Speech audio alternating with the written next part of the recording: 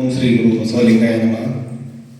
ವೇದಿಕೆ ಮೇಲೆ ಆಸೀನರಾದಂಥ ಆತ್ಮೀಯರಾದ ಮಲ್ಲಿಕಾರ್ಜುನ ಮಡಿವಾಳವರೇ, ಈ ಕಾರ್ಯಕ್ರಮದ ಸಂಚಾಲಕರಾದಂಥ ಸಹೋದರರಾದ ಮಹಾಲಿಂಗ ಸ್ವಾಮಿಯವರೇ, ಹಾಗೂ ಇಲ್ಲಿ ನೆರೆದಿರುವಂಥ ಎಲ್ಲ ಅಕ್ಕ ತಂಗಿಯರೇ, ಅಣ್ಣ ತಮ್ಮಂದಿಯರೇ, ಇವತ್ತು ನಾವು ಬೆಳಗಾದ್ರೆ ಸಾಕು ಯಾವುದೋ ಒಂದು ರಾಜಕೀಯ ಸುದ್ದಿಗೆ ಹೋಗ್ತೀವಿ.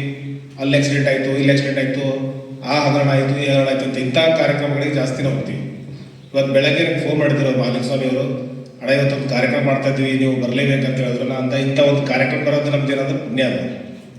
ಇವತ್ತು ಆಲ್ರೆಡಿ ಇವತ್ತು ಪತ್ರಿಕಾ ಭವನದಲ್ಲಿ ಆಲ್ರೆಡಿ ಒಂದು ಬೇರೆ ಕಾರ್ಯಕ್ರಮ ನಡೀತಾ ಇದೆ, ಅಲ್ಲಿಗೆ ಹೋಗ್ಬೇಕಾಗಿತ್ತು ನಾವು. ಬಟ್ ಇಂಥ ಕಾರ್ಯಕ್ರಮ ಬೇಗ ನಮ್ಗೆ ಸಿಗಲ್ಲ.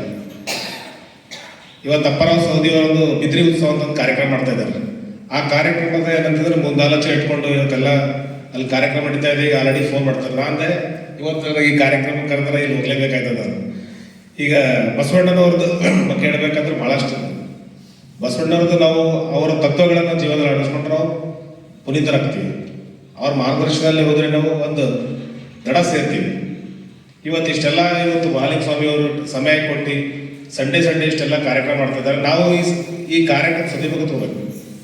ನಾವು ಬರೋ ಜೊತೆಗೆ ನಮ್ಮ ಜೊತೆ ಇನ್ನೊಂದು ಇಬ್ಬರು ಜನ ಕರ್ಕೊಂಡು ಬರಬೇಕು. ಈಗ ನಮ್ಮ ಕೈಲಾಸ ನಗರಲ್ಲಿ ಏನಂತಂದ್ರೆ ಬಸವ ಮಂಟಪ ಇದೆ. ಆ ಬಸವ ಮಂಟಪದಲ್ಲಿ ಅಲ್ಲಿ ಒಬ್ಬರು ಬಸವ ಸ್ವಾಮಿ ಇದ್ದಾರೆ.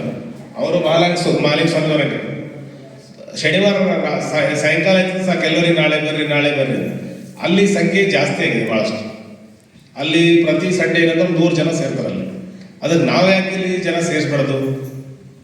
ನಾವು ಬರ್ತಾ ಇದ್ದೀವಿ, ನಮ್ಮ ಜೊತೆ ಇಬ್ಬರಿಗೆ ಕರ್ಕೊಂಡು ಬರ್ಬೇಕು. ಇದು ಯಾರ ಮನೆ ಕೆಲಸ ಇದು?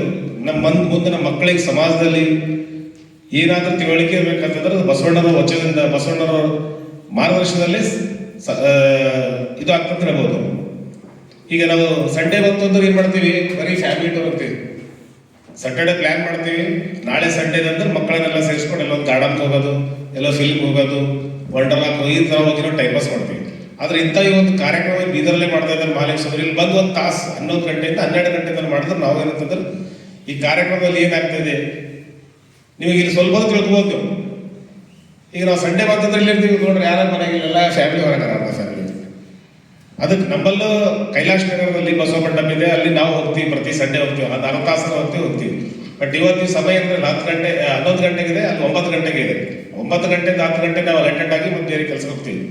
ಈ ಒಂದು ಕಾರ್ಯಕ್ರಮಕ್ಕೆ ನಾವು ಕರೆದಿದ್ರೆ ನಮ್ಗೆ ಭಾಳ ಖುಷಿ ಆಯಿತು. ಬಸವಣ್ಣನವರದ್ದು ಹೇಳ್ಬೇಕಂದ್ರೆ ಎಲ್ಲ ಜಾತಿ ಧರ್ಮವನ್ನು ಒಗ್ಗೂಡಿಸಿ, ಜಾತಿ ಭೇದವನ್ನು ವಿರೋಧಿಸಿ ಎಲ್ಲ ಜನರನ್ನು ಶ್ರೇಷ್ಠರಾಗಿ ಮಾಡಬೇಕು, ಜಾತಿ ಭೇದ ದೂರ ಇಡಬೇಕಂತ ಭಾಳಷ್ಟು ಅವರು ಪ್ರಯತ್ನ ಪಟ್ಟರೆ. ಅದರಲ್ಲಿ ನಾವು ಕೂಡ ಏನಂತಂದ್ರೆ ಸಮಯ ಸಿಕ್ಕಾಗ, ಎಷ್ಟೇ ಸಮಯ ಸಿಗಲಿ, ಆ ಸಮಯ ಸಿಕ್ಕಾಗ ನಮ್ಮ ಜೊತೆ ನಮ್ಮ ಸ್ನೇಹಿತರಾಗಿರ್ಬೋದು, ನಮ್ಮ ಅಣ್ಣ ತಮ್ಮಂದಿರಾಗಿರ್ಬೋದು, ಯಾರೇ ಆಗಲಿ ಇಂಥ ಒಂದು ಕಾರ್ಯಕ್ರಮ ಕಟ್ಸ್ಕೊಂಡು ನಾವು ಅರಿವನ್ನು ಪಡಿಬೇಕಂತ ನನ್ನ ಇಚ್ಛೆ ಇದೆ. ನಾವು ನೆಕ್ಸ್ಟ್ ಏನಂತಂದ್ರೆ ಇನ್ನೂ ಹೆಚ್ಚಿನ